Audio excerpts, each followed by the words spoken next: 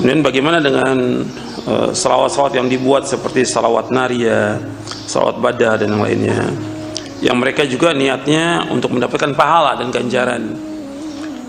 Tadi sudah saya jelaskan bahwa agama Islam sudah sempurna, dan Allah berfirman, al-yauma akmaltu lakum dinakum wa atmamtu alaikum ni'mati wa raditu lakumul islam madina.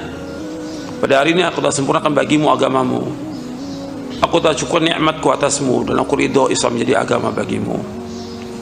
Allah sudah ridho, dan Nabi sudah sampaikan semua yang membawa manusia ke surga. Nabi sudah jelaskan yang membawa manusia ke neraka. Nabi sudah jelaskan. Maka dalam hadis yang diriwayatkan oleh Imam Tabrani dalam Mu'jamul Kabir, Nabi bersabda sallallahu alaihi wasallam, ma baqiya syai'un yuqarribu minal jannati wa yuba'idu minan nari illa wa qad buyyina lakum.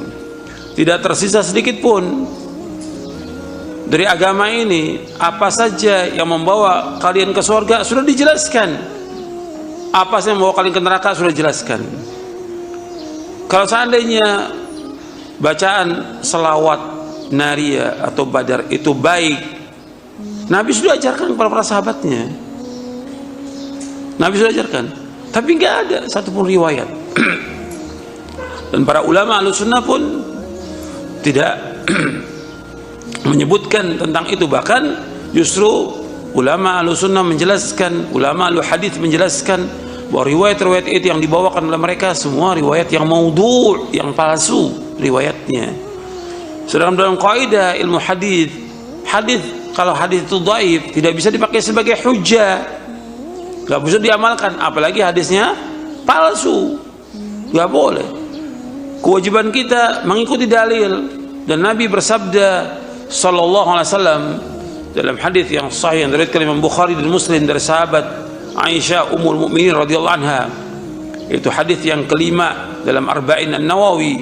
Nabi bersabda SAW, man ahdatha fi amrina hadza ma laysa minhu fahuwa raddun.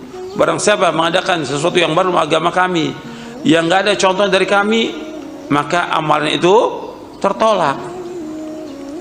Dalam riwayat Muslim Nabi bersabda, man amila amalan laysa alaihi amruna fahuwa raddun. Barang siapa mengamalkan satu amalan yang enggak ada contoh dari kami, tertolak.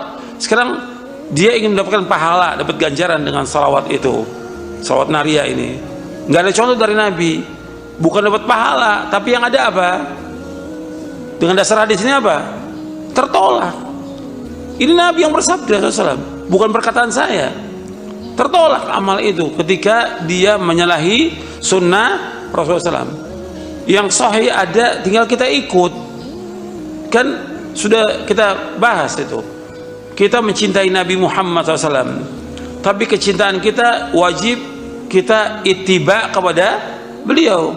Allah sebutkan dalam surah Ali Imran ayat 31, qul in kuntum tuhibbunallaha fattabi'uni yuhibbukumullah yaghfir lakum dzunubakum wallahu ghafurur rahim. Seandainya kalian cinta kepada Allah, ikuti aku, ikuti Rasulullah, insya Allah akan cinta kepada kalian, Allah akan mengampuni dosa kalian, Allah Maha Pengampun dan Penyayang.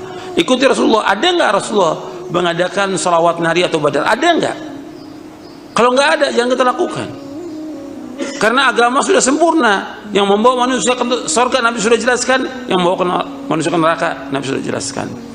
Jangan kita membuat-buat yang baru agama ini. Sudah sempurna agama ini.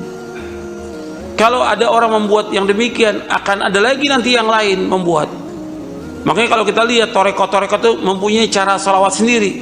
Torekot ini salawatnya begini, torekot enggak. Ya berapa ratus, berapa ribu salawat yang dibuat yang nggak ada contohnya. Kita yang selamat dan mudah ikuti contoh Nabi SAW.